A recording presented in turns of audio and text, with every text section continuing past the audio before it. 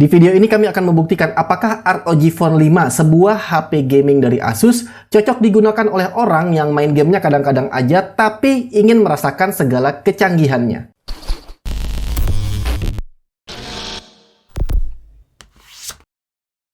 Asus termasuk salah satu brand yang berani produknya diulas jujur oleh OA Tecno dengan mengirimkan ROG Phone 5 tanpa embel-embel apa yang boleh atau tidak boleh dibahas. Jadi sebelumnya saya mau berterima kasih dan respect buat Asus Mobile Indonesia. FYI, Asus Mobile saat ini fokus cuma bikin 2 seri dan flagship semua, yaitu ROG Phone dan Zenfone. Jadi nggak ada tuh ceritanya, nyesel baru aja beli HP Asus, tiba-tiba udah ada yang baru lagi.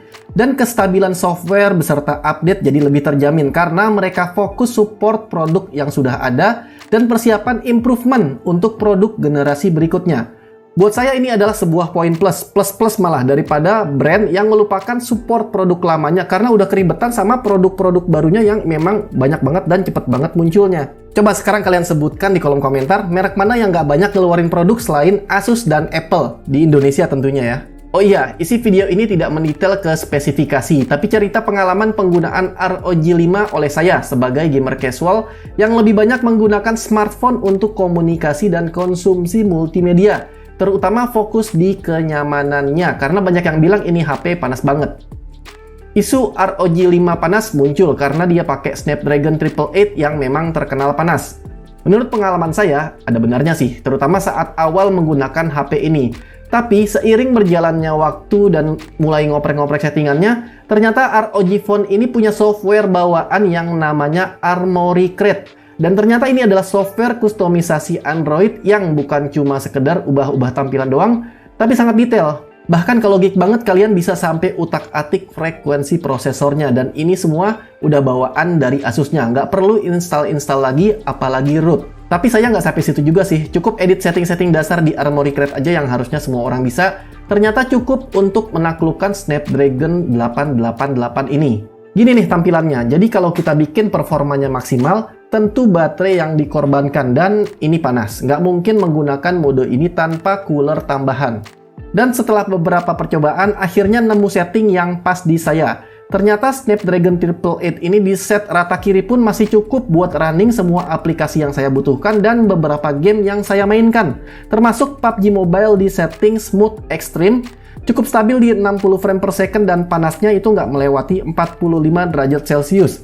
Batas yang nyaman di tangan saya. Pernah waktu itu saya tes bikin konten sambil screen recording, memang suhunya jadi naik, tapi setelah nggak rekam layar, ternyata suhunya stabil, nyaman tanpa butuh cooler atau kipas tambahan.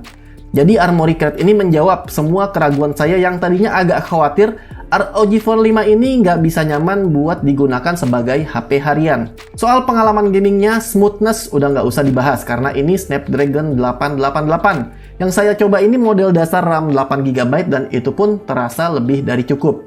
Yang membedakan HP gaming dengan HP biasa adalah tombol tambahan di telunjuk ini.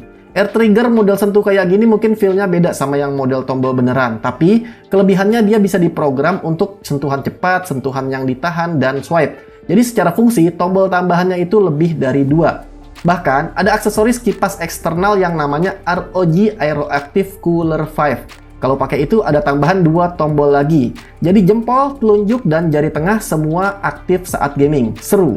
Minggu lalu kalau kita beli ROG Phone 5 itu sudah dipaketkan. Jadi gratis Aeroactive Cooler 5 yang sekarang totalnya harganya jadi 9,7 juta. Tapi sayangnya saat saya cek lagi pas ngedit video ini, promonya sudah berakhir. Jadi tips buat yang mau beli, cek detail sebelumnya dan konfirmasi. Siapa tahu ada seller yang masih jual paketan dengan kipas tambahannya itu.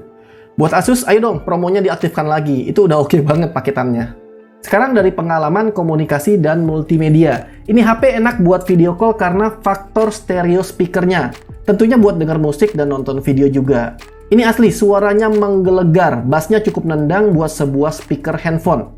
Tanpa ragu inilah HP dengan speaker terbaik yang pernah saya coba langsung sampai saat ini. Layarnya Super AMOLED, bagus, tapi ya mirip-mirip lah dengan AMOLED lainnya. Yang membedakan karena dia itu gede banget, 6,8 inci. Jadi super puas buat nonton dan main game. Namun di sisi lain, buat saya jujur aja ini dimensinya kegedean. Sampai udah sama sekali nggak nyaman dimasukkan ke kantong celana. Padahal seperti cowok pada umumnya saya biasa taruh HP di celana. Itu jadi satu hal lagi yang perlu diperhatikan kalau berminat dengan ROG Phone 5 ini. Soal kamera, buat sebuah HP gaming yang biasanya nggak begitu peduli sama kualitas kamera, ROG Phone 5 ini bagus. Sensornya sebenarnya udah agak lama, masih sama dengan generasi sebelumnya yaitu Sony IMX686. Cuma ini didukung oleh ISP Premium dari Snapdragon 888, jadinya oke. Cuma jangan dibandingin sama kamera HP flagship biasa yang non-gaming. Wishlist dari saya, andaikan Asus fokus di satu kamera belakang saja, ya mudah-mudahan di generasi berikutnya ya. Toh ini kan HP gaming yang nggak butuh gimmick multi kamera. Jadi semoga di seri berikutnya satu kamera belakang aja yang bagus. Nah, di situ bisa ditambahkan OIS, upgrade sensor. Rasanya itu lebih baik daripada multi kamera tapi gimmick. Lagian buat HP gaming lebih baik fokus ke peningkatan kamera depan. Misal pasang OIS di kamera depan dan pindahkan posisinya sehingga dia bisa dipakai buat game streaming langsung dengan HP supaya kameranya tuh pas ke muka pada saat HP-nya dipakai ngegame. Biar lebih kerasa lagi HP gamingnya ketimbang banyak kamera belakang yang jarang dipakai juga gitu. Poin paling penting buat yang mempertimbangkan ROG Phone 5 sebagai HP harian adalah charger dan baterainya. Ini charger dapat 65 watt. Udah dapat langsung ada di boxnya. Dan kalau biasanya HP flagship charger kenceng itu dikasihnya baterai kecil 4000, 4500. Ini enggak sob, ini 6000 mAh.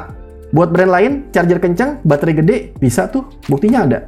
Kalau alasannya dimensi, sekarang saya mau tanya, kalian pilih HP tipis atau baterai gede?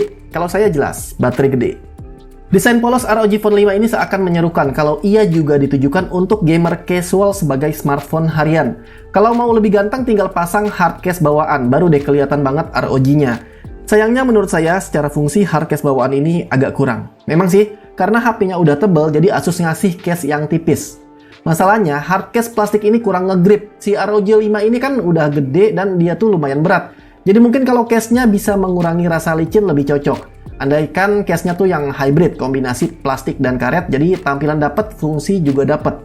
Kalau kalian udah ada yang pakai ROG Phone, mungkin bisa share, cocoknya ROG Phone itu case-nya merek apa dan model apa sih? Ya anyway, ini casing gratisan sih, gak bisa banyak komplain, dan tinggal beli silikon case yang murah pun sebenarnya kelar urusan. Tambah grip sekaligus mengurangi rasa panas di tangan. Cuma mungkin secara tampilan gak seganteng case ROG yang asli. Terakhir, kalau memang Anda hardcore mobile gamer dan budget gak ada masalah, ROG Phone punya pilihan aksesoris paling lengkap. Mulai dari casing RGB sampai dock yang bisa ngejadiin HP ini buat main di layar besar. Jadi kayak game konsol aja. Kesimpulan saya yang awalnya ragu karena katanya ROG Phone 5 ini panas banget akibat penggunaan Snapdragon 888-nya. Setelah coba langsung ternyata itu bisa ditaklukkan sama software bawaannya. Jadi ya, kesimpulan saya ini adalah HP yang saya rekomendasikan bahkan untuk gamer casual seperti saya. Kecuali kalau kalian benar-benar gaptek, karena kuncinya ada di Armoury Crate tadi. Kalau ada pertanyaan langsung aja tulis di kolom komentar. Sampai jumpa di video berikutnya. Terima kasih dan wassalamualaikum.